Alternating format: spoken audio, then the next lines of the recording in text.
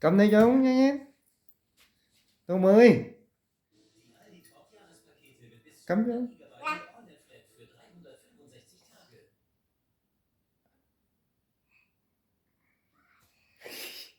Giỏi thế. Ra đây. Thôi. Ui.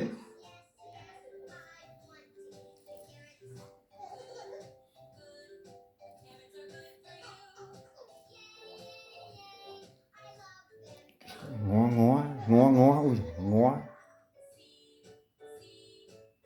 ngó.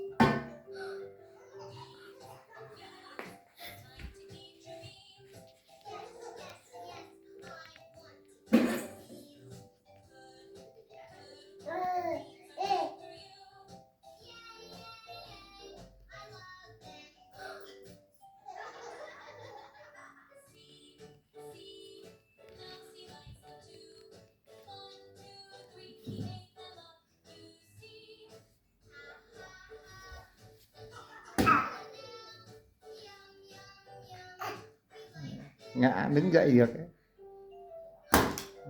Nặng yên quên đi thì không ai nói gì thì là nó đi. Đấy, mà giục nó đi dậy nó không nghe, ngồi ạch cứ ngay. Đấy, tự một mình.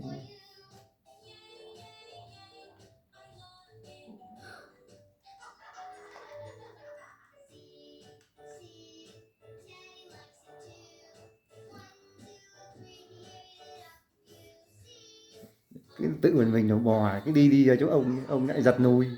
Cứ ra chỗ ông lại giật nùi đó. Ui giời ơi, thế là nó ra chỗ ông.